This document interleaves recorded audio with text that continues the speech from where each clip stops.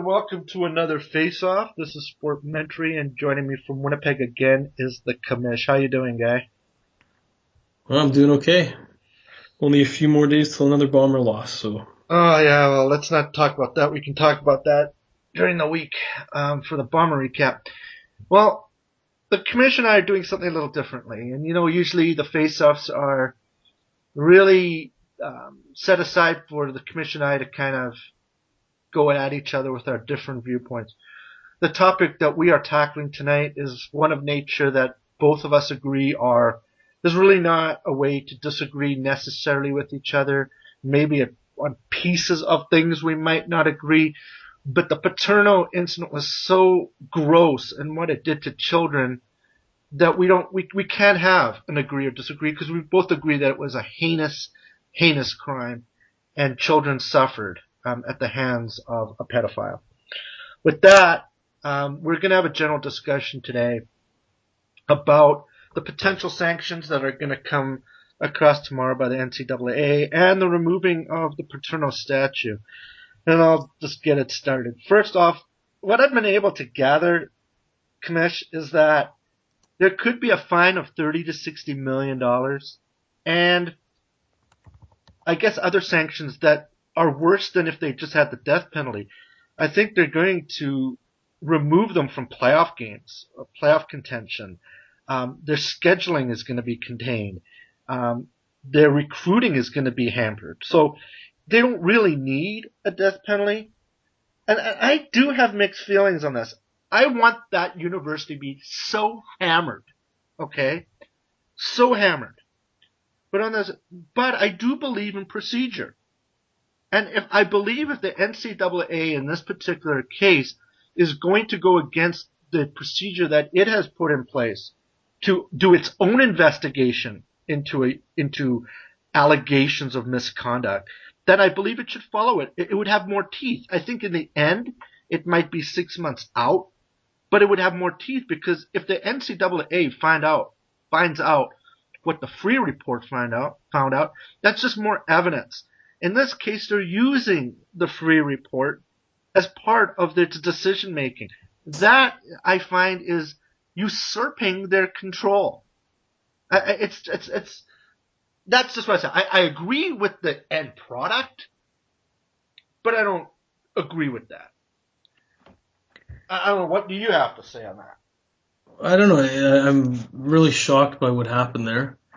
It's kind of devastating to know that a legend like Joe Paterno could be involved in such a heinous cover-up. The fact he would in any way cover this up or just not do the right thing speaks volumes about his character and what was going on at Penn State during that time and what they'll turn a blind eye to. So really, what punishment fits this crime? And the question, I guess, the other side, there definitely has to be a punishment. Something has to be done. They can't go without punishment. This death penalty thing, I think that's probably going too far, because who are you really hurting in this case? Jerry Sandusky has nothing to do with the program anymore. Joe Paterno doesn't. Yes, I think they've had a couple board of governors or whatever they call them there resign already because of this debacle. So my only question is, who is going to be when these penalties come down? Who's going to be hurt the most? Is it going to hurt? Is it going to hurt the legacy of Joe Paterno? You can't do much more damage to it than you've already done. You've taken away his statue. That's good. Sandusky will hopefully end up in jail and never see the light of day again. And anybody who covered this up has to live with the guilt of this. But going forward, what does this penalty do to Penn State other than hurt its already damaged reputation? I'll tell you, okay? It's the culture at our universities where football and football alone is above everything else at the institution. It's the culture of the kids coming in. It's the culture of the kids that get wrapped up in a guy like Paterno. It's a guy like Franco Harris that still thinks he's God. It's people at Penn State that are still mourning the removal of a statue that represents a man that allowed this pedophilia to continue and continue. I say they need to be nailed. I agree. There's something inherently wrong with anybody worshiping a statue to begin with. So the fact that the statue means so much to so many, People Again, you're think, right. people think that Paterno has been made a scapegoat. But anybody that knows about Penn State and the 40 years, the 38 years, or whatever that he was there, he was God on campus. Other programs suffered because of them or had to listen to him. What Paterno said went. Okay? If Paterno would have got off his ass and done something about Sandusky at the smell of impropriety, that would have been shut down. Okay? It's the culture. It's the culture of sports at our university. Football particularly at Penn State. You need to damage it so much that the kids coming in there know that they are just one piece of the university. Well, what kids are going to want to come in there? What parents going to want to send their kid to that school to I play would football? never send mine. What's that? I wouldn't send mine until there's a whole culture shift.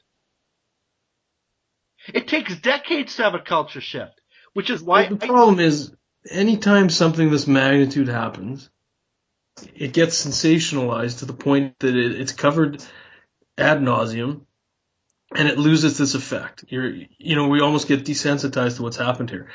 The good thing about this is it's not losing its effect, and yeah, they're going to get heavily penalized. But I guess at the end of the day, is it going to change the culture, or is it going to make these people in charge go even further underground? If there's other problems on other campuses, are they going to really be scared off, or are they just going to do more to cover it up? I think in this case they will, because in the end it does come out. In the end, if the NCAA is going to fine the university $30 to $60 million, I think that is significant. I don't believe that there's been a penalty of that magnitude in the NCAA ever. We're talking a hefty fine. But what I would say, what the university needs to do, okay, is it needs to do its own death penalty. It needs to take 3 to 5 years to regroup. It needs to suspend its football program for 3 to 5 years.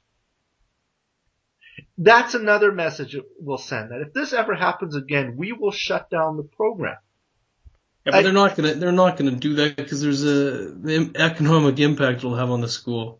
Well, what's going to happen? They're gonna self-assess a penalty. Come on. What's going to happen now though with the NCAA? Our sponsorship's going to decline if this team cannot make Pro Bowls, or the playoff system, the new playoff system that's being instituted. What are the players playing for, and what does it mean? I mean, we are talking. I don't know what's going to come now, but it could be like 3 years worth of not being able to make it to playoffs or bowls. But they'll still be able to play regular season games. Regular season, but what does that mean? We've seen universities go through the motions. It's like, it's horrible. I mean, for the current players, it's terrible. They don't probably have to take away recruits just to know that recruits don't want to come there. But I did read an article that said that the football program had a direct business impact on the state of Pennsylvania. It's about $70.2 million. Well, think about that. They're being fined 30 to 60, so take half of that away to pay for it. So it's really not going to do. It's going to do something, but not a lot. The fact is, I guess my main concern is. What does it do? It's psychological, because we're going to see a bunch of zombies on campus at Penn State, aren't we? I mean, these kids have not been hit hard enough, right? These same kids that did a vigil outside Paterno's home. Oh, sorry, that was the saw. I was just hacking off his arm. Sorry. Oh, that's a good segue, actually. I won't even come back to my old point, because it gets me mad on these vigils for Paterno. But a good segue into the statue, because I think that's what you're referring to there with the song, right?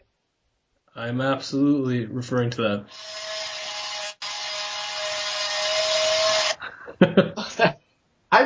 I'm not a metalworks guy, but how can one of those saws really get that statue into little pieces? I don't know, but we can only hope so, because it doesn't deserve to be around at this point. You know what they should do with it? No, but you're going to tell me. What should they do with it? They need to, in some way, make that statue into little pieces. and they need to disperse those little pieces into the smelliest garbage site in Pennsylvania. And that's where the shrine of these freaks can go if they want to get little pieces of pellets.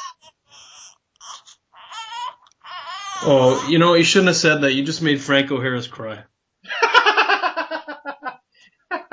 Well, yeah, Franco can go to the garbage dump and sit in a pile of you-know-what and pick up those pellets so he can take them home.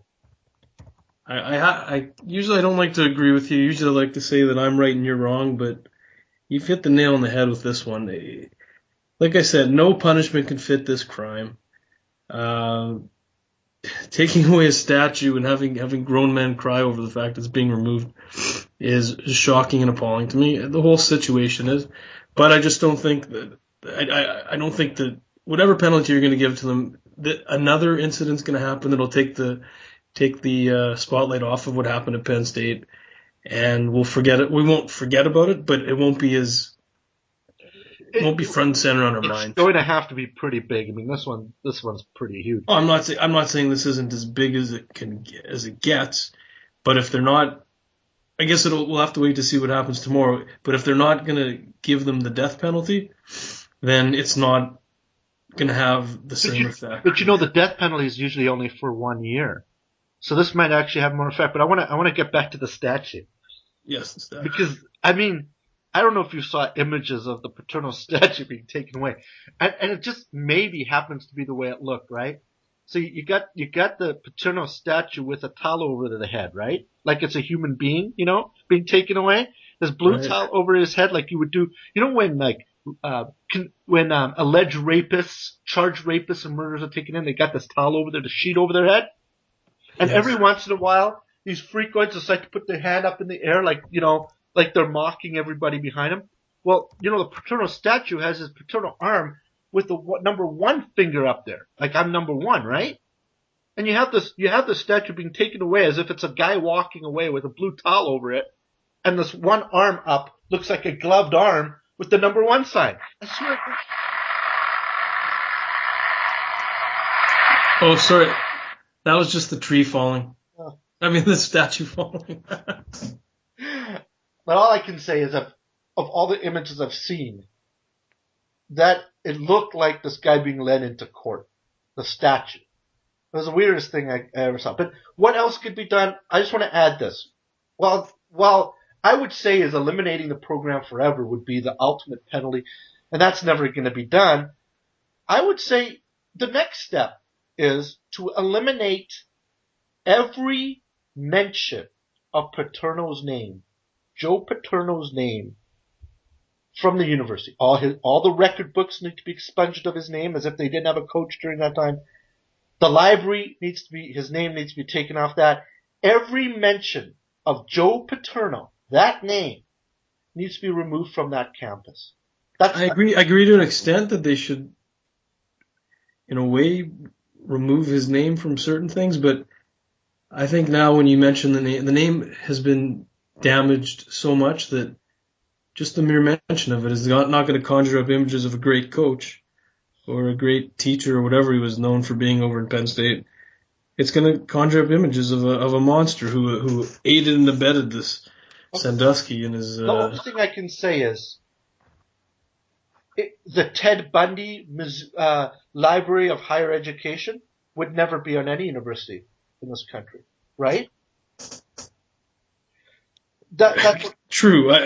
True. Yes. If Ted Bundy was a head coach and then went on this rape spree, his name would have been removed from everything. So that's all.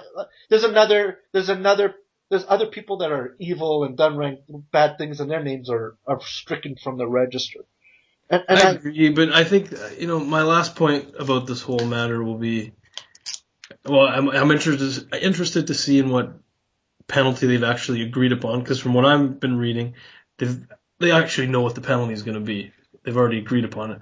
But my last comment is that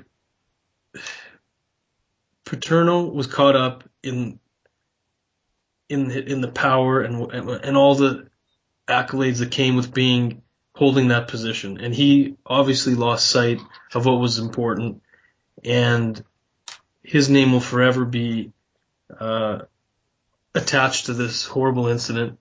But really, it doesn't help the victims, and my heart goes out to the victims of this. And I hope that they can find some solace in whatever penalties handed down tomorrow. And it gives them some comfort. But I mean, what could comfort somebody in this kind of situation? Well, I wholeheartedly agree, because I don't think anything will comfort them, and what they've suffered is terrible. But at least a little bit of peace of mind that the right thing is being done now. You know, the suffering that these children have had to suffer for decades. Finally, something is being done, and they have a voice. And let us just say at the end of all this, regardless of what they're doing and the sanctions coming down, the one thing that we have to keep in mind are the victims, and this is being done for the victims.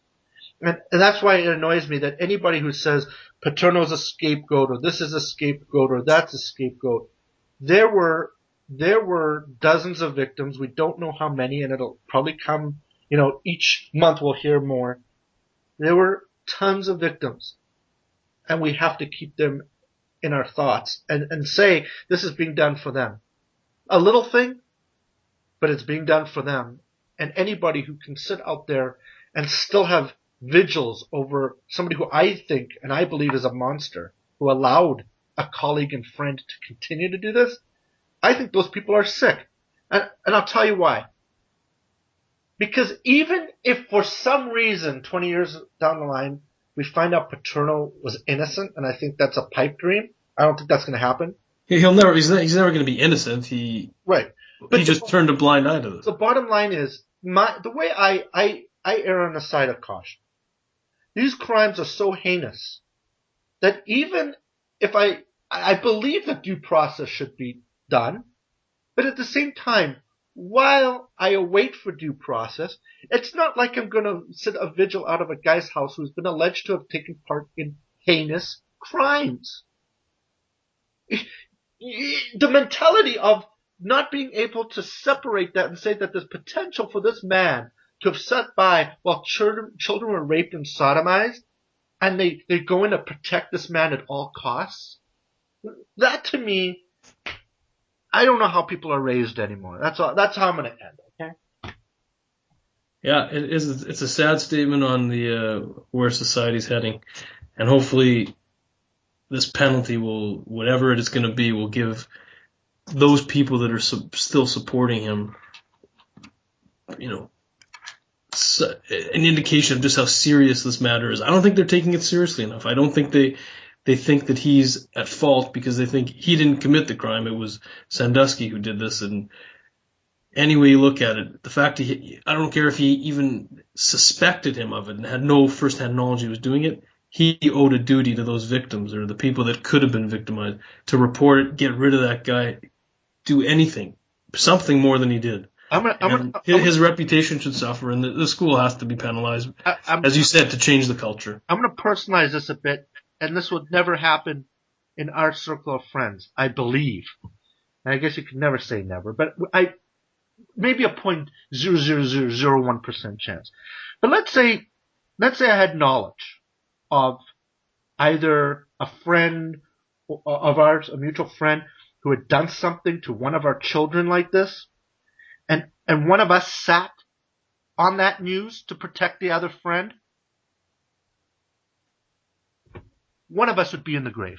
Okay? I'm just going to say that.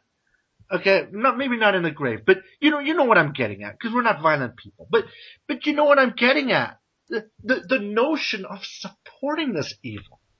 I tell you what, if I knew anybody that harmed, not even a friend, anybody's child, I would run as fast as I could to a police station. I would call the police. I'd get myself involved.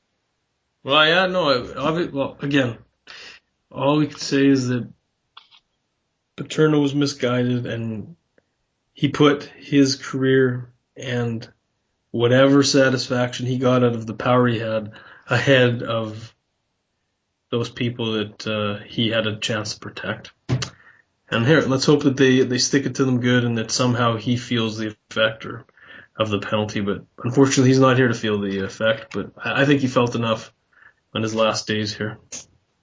All right. On that note, I think this has been a pretty heavy subject for me. I'm sure for you. But let's just wrap it up, and we'll see you we'll see you at the end of the week for a Bomber recap, and hopefully it's better than. Yeah, that'll be a little more lighthearted because we could laugh at the fact that Alex Brink's getting another chance at quarterback. At least those are fun things to talk about. Now you've made my evening even worse. Anyway, Hey, to listen to thanks to soundj.com for the music. Don't forget. Thanks, Sanjay. Log on to sportmentary.com, sportmentary.com. Look for the face-off tab or the Blue Bombers update tab to hear more podcasts. And we'll see you next week.